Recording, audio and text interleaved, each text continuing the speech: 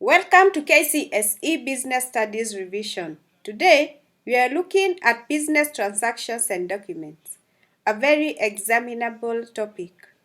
In business, every transaction must be supported by a document. These documents act as proof and help in record keeping. Let's go through the main ones you need to know. The key documents are invoice, receipt, credit note, debit note, a delivery note, and a payment voucher. These are the most common in exams. So let's go step by step. So first we have an invoice. An invoice is issued by a seller to a buyer.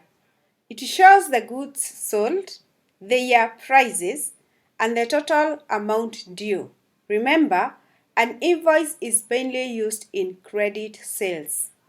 Next, we have receipt. A receipt is issued after payment has been made.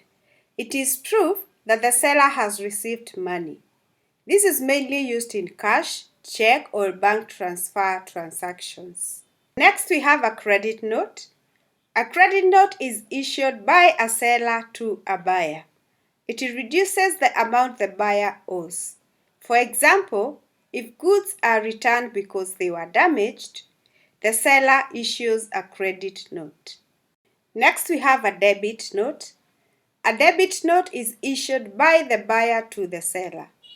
It requests an increase in the seller's account, for example, when the buyer was undercharged. Think of it as a buyer's claim. Next, we have a delivery note. A delivery note is sent together with goods. It shows the items delivered, and the buyer signs it after checking the goods. It confirms delivery. Finally, we have a payment voucher. A payment voucher is an internal document, especially in organizations. It authorizes and records payment made. It ensures accountability for money leaving the business. The common confusions: be careful with these common mistakes. An invoice is a request for payment, while a receipt is a proof of payment. A credit note reduces what the buyer owes, while a debit note increases it. A delivery note confirms payment, while an invoice confirms the amount owed.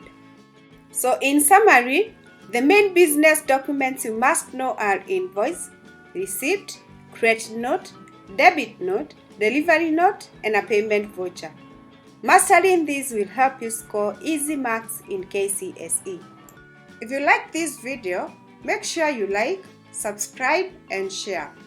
Comment below which other business topic you'd want me to cover before KCSE exams. See you in the next video.